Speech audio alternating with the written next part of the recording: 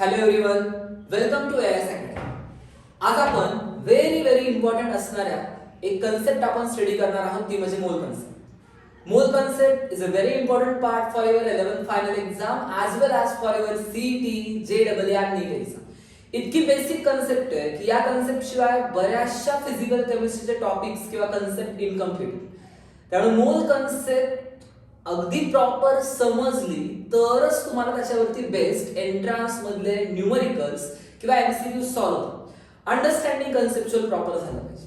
तर मग तुम्हाला एमसीक्यूचं अंडरस्टँडिंग होतं आणि देन तुम्ही त्याला सॉल्व्ह करू शकता. ओके, सो एकदम बेसिक पासून ते ऍडव्हान्स पर्यंत मी शिकवणार आहे. So pay attention. ओके, आपला स्टडी कसा असला पाहिजे, बेसिक टू ऍडव्हान्स, है ना. की एखादा ऍडव्हान्स प्रॉब्लेम घेतला आणि मग आपण बेसिक शोधत रिटर्न आलं असं नको. आधी बेसिक पासून स्टार्ट करा, त्याला ऍडव्हान्स पर्यंत न्या आणि देन तुम्ही एमसीक्यू सॉल्विंग, क्वेश्चन सॉल्विंगला स्टार्ट करू शकता. ठीक आहे, पे अटेन्शन. सो मोल कन्सेप्ट स्टार्ट करताना पहिला क्वेश्चन काय येतो की मोल कन्सेप्ट म्हणजे मोल आहे काय नक्की, है ना. हे काय प्रकारे मोल नक्की. तर आधी हे समजून घ्या की mole is the SI unit of amount of substance. Mole हे एक एसआय युनिट आहे, बरोबर. जसं मास एसआय युनिट केजी असतं, बरोबर. तसंच अमाउंट ऑफ सबस्टन्स युनिट आहे मोल. SI unit is mole. आता इथं बरेचसे स्टुडंट्स अमाउंट आणि मास याच्या बरोबर तुम्ही कंपेअर करता किंवा थोडंसं कन्फ्युजन तुमचं होतं. ओके, सो त्यासाठी मी काय एक एक्झाम्पल घेतोय. So pay attention about amount and mass, की काय डिफरन्स असतो अमाउंट आणि मास. तुमच्या समोर मी एक एक्झाम्पल घेतलंय मँगो आणि राईस. ओके, मी जर विचारलं हे मँगोचं मी तुम्हाला इथं मास दिलंय की 250 ग्रॅम, राईसचं मास मी तुम्हाला दिलंय 200 ग्रॅम. ओके, मास कोणाचं जास्त, सर असं विचारतो, काय आन्सर येईल? Yes, very good. सिम्पली तुम्ही सांगाल की सर मँगोचं मास जास्त, कारण मँगो 250 ग्रॅम्स आहे. पण जर मी इथं असं विचारलं की अमाऊंट कोणाची जास्त आहे, क्वांटिटी, है ना, नंबर कोणाचा जास्त, तर तुमचा आन्सर काय असेल? राईस. जरी तो 200 ग्रॅम जरी असला तरी त्याची अमाऊंट जास्त आहे, क्वांटिटी जास्त आहे. So mole is the SI unit of amount. Okay, again तुमचं कन्फ्युजन झालं मोल कन्सेप्ट साठी, तर तुम्ही मोल कन्सेप्टला आपल्या डे टू डे लाईफ मधल्या कोणत्या कन्सेप्ट बरोबर कम्पेअर करा की जेणेकरून इझिली तुम्हाला अंडरस्टँडिंग होईल. डे टू डे लाईफ मध्ये आपण एक कन्सेप्ट वापरतो, डझन, बरोबर. सपोज तुम्ही 1 डझन मँगोज आणले, 1 डझन तुम्ही काही घेऊन या ना, 1 डझन. डझन मध्ये तुम्ही मास मोजता का, किती किलो आहे हे मोजता का? नाही, तुम्ही काय मोजता? नंबर, अमाऊंट, क्वांटिटी तुम्ही मोजता. सो मोल मध्ये सुद्धा आपण सेम करणार आहोत. आपल्याला मतलब आहे क्वांटिटीशी, अमाऊंटशी. ओके, मासशी नाही. सो हे पहिली गोष्ट लक्षात ठेवायची की what is mole. Mole is the SI unit of amount of substance. आपण इथे अमाउंट मोजणार आहोत. Is very similar with the concept of dozen और ग्रॉस. ग्रॉस पण आपण वापरतो, राईट. सो याच्यासारखी कन्सेप्ट आहे मोल. ओके, ठीक आहे. So 1 mole is defined as, तर त्याला 2 प्रकारे डिफाइन करता येतं. त्यातला जो सिंपल वे आहे तो मी तुम्हाला सांगणार आहे, कारण तुमचं कन्सेप्ट चांगली बिल्ड झाली पाहिजे MCQ सॉल्विंगसाठी. 1 mole is defined as amount of substance which contains 6.022 into 10 raised to 23 particle. 1 mole तुम्ही कार्बन घेतला किंवा 1 mole कुठलीही गोष्ट घ्या, त्याच्यामध्ये नंबर ऑफ पार्टिकल्स किती असणार आहेत? 6.022 into 10 raised to 23 particles. 1 dozen तुम्ही काही घ्या ना. सपोज 1 डझन तुम्ही मँगो घेतले, किती येणार आहेत? 12. वॉटरमेलन 12. 1 dozen of bananas 12. तो जो नंबर फिक्स आहे ना, तसं 1 मोल तुम्ही काहीही घ्या, त्याचा फिक्स नंबर आहे 6.022 into 10 raised to 23. 1 mole of carbon तुम्ही घेतलं तर कार्बनचे किती ॲटम्स येतील? 6.022 into 10 raised to 23 atoms of carbon. 1 mole तुम्ही वॉटर घेतलं तर त्याच्यात वॉटरचे किती मॉलिक्युल्स येतील? Again that number is fix, 6.022 into 10 raised to 23 water molecules. So 1 mole is defined as amount of substance which contains 6.022 into 10 raised to 23 particles. मग ते particles काही असतील, ॲटम साठी वापरू शकता, molecules, electron, protons etcetera. Okay, मोल concept आपण microscopic particle साठी अप्लाय करतो, नॉट फॉर मॅक्रोस्कोपिक पार्टिकल. तुम्ही मार्केटमध्ये गेला आणि एक 1 मोल मँगोज द्या म्हटलं तर तिकडे आपण वापरतो का 1 मोल? नाही. वापरले तर किती येतील तुम्ही पाहू शकता. 6.02 into 10⁻23 खूप मोठा नंबर आहे. हे +23 आहे. नीट पहा इकडे. एक्झाम मध्ये बऱ्याच वेळा तुम्ही न्यूमेरिकल सॉल्व्ह करताना काय करता, 10⁻23 लिहितात. सो एक रॅन्डमली होणारी एरर आहे. इथं लक्षात ठेवायचं 10⁻23 ते +23 आहे. ओके ठीक आहे. सो आता हा जो नंबर आहे जो सगळीकडे कॉन्स्टंट आहे, तर या नंबरला एक पर्टिक्युलर नाव आहे, ते म्हणजे ॲव्होगॅड्रोज नंबर और Avogadro's constant and is denoted by NA. दोन्हीही कॅपिटल आहे, N कॅपिटल A कॅपिटल, पण A जो लिहायचा आहे तो खाली लिहायचा आहे ना सबस्क्रिप्टला. इथं जर A तुम्ही स्मॉल लिहिला तर त्याचा मीनिंग सोडियम होतो Na. इथं नीट पाहून घ्या, हा A कॅपिटलच पाहिजे. ओके. मग इथं मी काय एक्झाम्पल्स घेतले. 1 मोल ऑफ कार्बन असेल तर त्यात किती कार्बन येणार आहे? 6.022 into 10⁻23 carbon atoms. 1 mole of water molecules असतील तर 6.022 into 10⁻23 वॉटर मॉलिक्युल्स त्याच्यामध्ये येणार. त्यानंतर मी जर मोल हा वर्ड मी लिहिला MOLE असं जर लिहिला आपण तर तो वर्ड आहे. आणि फक्त लिहिलं MOL तर मोल त्याचा मीनिंग आहे सिंबल. जर किलोग्रॅमचं पूर्ण स्पेलिंग लिहिलं तर तो वर्ड झाला आणि केजी लिहिलं तर सिंबल. तसं MOLE लिहिलं तर तो वर्ड आहे आणि MOL लिहिलं तर ते सिंबल आहे. ठीक आहे. सो आपण काय काय पाहिलं मोल कन्सेप्ट मध्ये पहा. What is mole? पहिली गोष्ट, it is SI unit of amount of substance. How it is defined? 1 mole is defined as amount of substance which contains 6.022 into 10⁻23 particle. That particular number is called as Avogadro's number or Avogadro's constant, which is denoted by Na. Okay? ठीक आहे. So then another way जो 1 mole साठी define करण्यासाठी वापरला जातो कि 1 mole means number of particles exactly equal to the number of atoms present in 12 gram of C12. आता हा काय प्रकार आहे नीट समजून घ्या. आधी नाही का आपण रेफरन्स वाली मेजरमेंट सिस्टीम वापरायचो. रेफरन्स वाली मेजरमेंट सिस्टीम म्हणजे काय प्रकार आहे हे मी एखादा एक्झाम्पल घेऊन मी तुम्हाला समजावून सांगतो. Okay, pay attention. आता या पेनचा जो मास आहे हा मी कन्सिडर केला x. रेफरन्स वाल्या मेथड मध्ये आपण काय करतो की आधी एखादा स्टँडर्ड मी कन्सिडर करतो. जसं आपल्या या केस मध्ये हा जो आपला पेन आहे हा स्टँडर्ड, मी याला कन्सिडर केला x, की असं मास जे आहे त्याला मी x म्हणणार. कंपॅरेटिव्हली मी मोबाईलला कंपेअर केलं माझं. हा जर x असेल तर सपोज हा 20x. लक्षात आलं का मोबाईलचा मास किती आला आपल्या 20x. सो याला म्हणायचं रेफरन्स वाली सिस्टम, की आधी काहीतरी स्टँडर्ड अज्युम करा आणि त्याच्या कंपॅरेटिव्हली तुम्ही अदर गोष्टींचं मास फाइंड आउट करा. मग इथं पुढचा प्रश्न आपल्याला पडतो की सर मग इथं कार्बन 12 म्हणजे कार्बनचे 2 आयसोटोप्स आहेत, कार्बन 12 आणि कार्बन 14. कार्बन 12 लाच तुम्ही रेफरन्स एलिमेंट म्हणून का सिलेक्ट केलं? कारण carbon 12 is the non radio active isotope. Carbon 12 non radio active आहे, त्याचं मास बदलणार नाही. C14 रेडिओ ऍक्टिव्ह आहे. तुम्ही 10th मध्ये स्टडी केलेलं आहे, मला वाटतं पॅलेंटिओलॉजिकल एव्हिडन्सेस, त्याच्यामध्ये तुम्ही कार्बन डेटिंग मेथड की फॉसिल्स एज कसं फाइंड आउट केलं जातं वगैरे, त्यात तुम्हाला आहे की C12 आणि C14. त्यातला C14 रेडिओ ऍक्टिव्ह राहतो, त्याचा मास बदलत राहतो, त्यामुळे त्याला स्टँडर्ड घेऊ शकत नाही आपण. स्टँडर्ड कसा पाहिजे, त्याचा मास ऑलवेज कॉन्स्टंट राहणार. So this is the reason की why C12 is consider as the reference element. Okay, ठीक आहे. सो 12 ग्रॅम C12 मध्ये जेवढे काही पार्टिकल्स असतील त्याला आपण 1 मोल. दिस is the another way.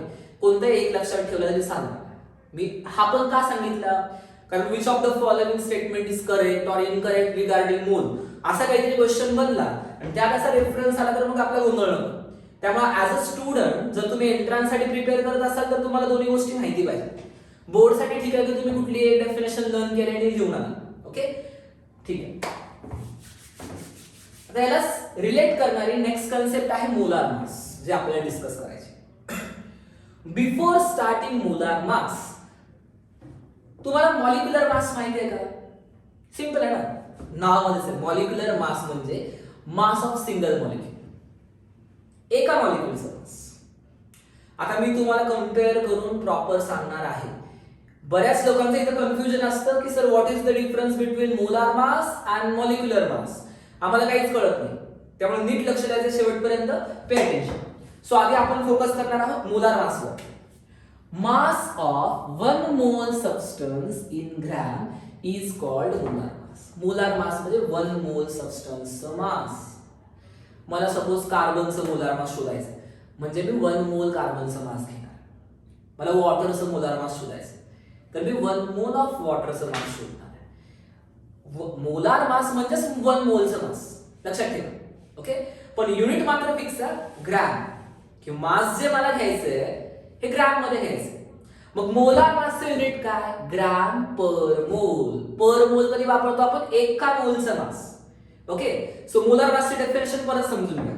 Mass of 1 mole of substance in gram. कोणत्याही 1 मोल सबस्टन्सचं ग्रॅम मध्ये जर तुम्ही मास घेतलं तर त्याला मोलार मास म्हणायचं. आता एक्झाम्पल्स वरून आपण अजून समजून घेऊया. फॉर एलिमेंट्सचा जर आपण विचार केला, molar mass is numerically equal to atomic mass. आता इथं मी अंडरलाईन करणार आहे का? पे अटेन्शन या वर्ड्स. न्यूमरिकली मी अंडरलाईन का केली माहितीये का? ती कन्सेप्ट नाही, इज अ मॅथमॅटिकल डेफिनेशन. तिथं तुमचा गोंधळ होतो सगळं, की इथे मी काय सांगितलं? Molar mass is numerically equal to atomic mass. Numerically, not conceptually. Okay, म्हणजे काय? हायड्रोजनचं ॲटॉमिक मास जर मी घेतलं तर 1 U म्हणजेच 1 डाल्टन, आणि हायड्रोजन ॲटमचं मोलार मास जर मी घेतलं तर ते किती येणार आहे? 1 ग्रॅम. बरोबर का? ग्रॅम मध्ये लिहिलेला आहे मोलार मास, यू मध्ये लिहिलेला आहे मॉलिक्युलर मास किंवा ॲटॉमिक मास. आता मी त्या हायड्रोजनला ॲटम कन्सिडर केलं बरं, म्हणून मी इथं 1 U लिहिलं. हायड्रोजन मॉलिक्यूल कन्सिडर केला तर तुम्हाला माहिती आहे सर्वांना तो ऑलवेज डायटॉमिक असतो. सो इथं काय येणार मग? 2 U आणि इथं 2 ग्रॅम. पण इन दिस केस इथं मी हायड्रोजनला H लिहिलं फक्त, हायड्रोजनला मी ॲटम कन्सिडर केलं.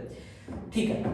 सो हायड्रोजनचा ॲटॉमिक मास म्हणजे सिंगल ॲटमचा मास आहे 1 U म्हणजे 1 डाल्ट, आणि हायड्रोजनचा मोलार मास, मोलार मास म्हणजे सिंगल ॲटमचा येणार का? नाही. मोलार मास म्हणजे 1 मोल ऑफ ॲटम्स. 1 मोल मध्ये किती सारे ॲटम्स येतील पहा तुम्ही. 1 मोल मध्ये किती ॲटम्स असतात? आत्ताच पाहिलं आपण 6.022 into 10⁻23 ॲटम्स. म्हणजे 1 U म्हणजे एका हायड्रोजनचं मास आहे, आणि 1 ग्रॅम म्हणजे एका हायड्रोजनचं नाही, 1 मोल हायड्रोजन ज्याच्यामध्ये 6.022 into 10⁻23 हायड्रोजन्स आहेत, तेवढ्यांचं मास. सिमिलरली कार्बनसाठी ॲटॉमिक मास जर मी दिलं तर ते किती आहे? 12 U, एका कार्बनचं मास, आणि कार्बनसाठी मोलार मास 12 ग्रॅम म्हणजे 1 मोल ऑफ कार्बनचं मास. ओके, ऑक्सिजनसाठी 16 U ॲटॉमिक मास आहे, आणि मोलार मास जर पाहिलं तर किती येणार आहे? 16 ग्रॅम. सो न्यूमरिकली खूप इझी आहे ना, U काढायचं फक्त, ॲटॉमिक मासेस कसे तुम्हाला लर्न असतात, आणि त्याला ग्रॅम जोडायचं. ग्रॅम मध्ये लिहिलं तर मोलार मास, आणि U मध्ये लिहिलं तर atomic mass. So very simple. Numericals मध्ये वगैरे तुम्हाला जास्त कन्सेप्च्युअल अंडरस्टँडिंग थोडीफार कमी असेल तरी तुमचं चालून जातं. लक्षात ठेवा, U मध्ये लिहितोय ॲटॉमिक मास, ग्रॅम मध्ये लिहितोय मोलार मास. हे सांगतो मी numerical definition. Okay, similarly for मॉलिक्युल्सचा विचार केला तर molar mass is numerically equal to the molecular mass. Okay, आता इथं गंमत आहे, दोन वर्ड खूप सिमिलर वाटतात आपल्याला, मोलार मास आणि मॉलिक्युलर मास. मोलार मास म्हणजे 1 मोल मॉलिक्युलचं मास, मॉलिक्युलर मास म्हणजे एका सिंगल मॉलिक्युलचं मास. 10 वेळा तरी म्हणा तुम्ही असं, लिहून घ्या स्टेटमेंट वाटलं असतं, की molar mass is a mass of 1 मोल molecules, that is 6.022 into 10⁻23 molecules. त्याला मोलार मास म्हणायचं. Molecular mass is a mass of single molecule. Okay, ठीक आहे. H2O चं एक्झाम्पल घेऊयात आपण. H2O चं मॉलिक्युलर मास आधी आपण शोधूया.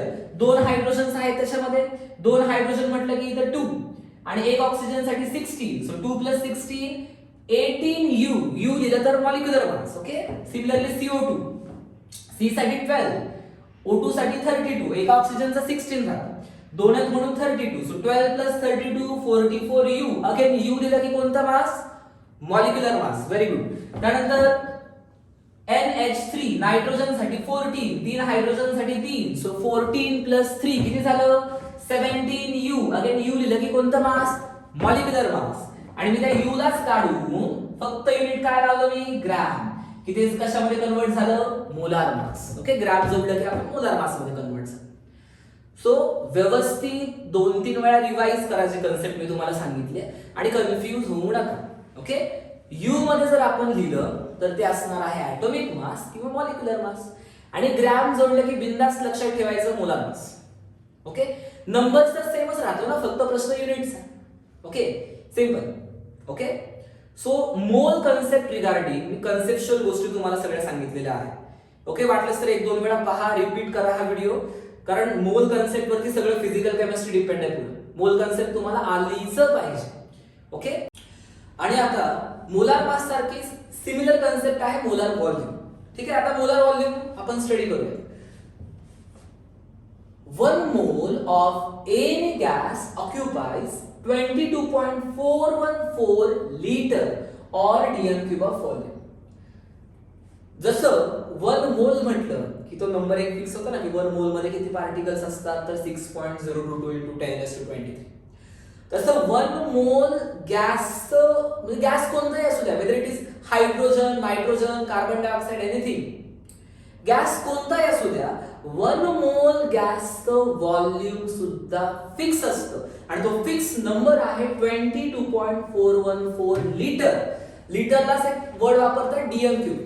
डीएम क्यूब जनरली तुम्हाला कन्फ्यूज करतो, डेसिमीटर क्यूब. ओके, लिटर आणि डीएम क्यूब सेम आहेत, इक्वल आहेत, अजिबात कन्फ्यूज व्हायची गरज नाही. परत ऐका व्यवस्थित. 1 मोल ऑफ एनी गॅस, त्याचं व्हॉल्यूम किती आहे, नंबर किती आहे मला सांगा, 22.414 लिटर. हा, पण टर्म्स अँड कंडिशन अप्लाय सगळीकडे नाही अप्लाय.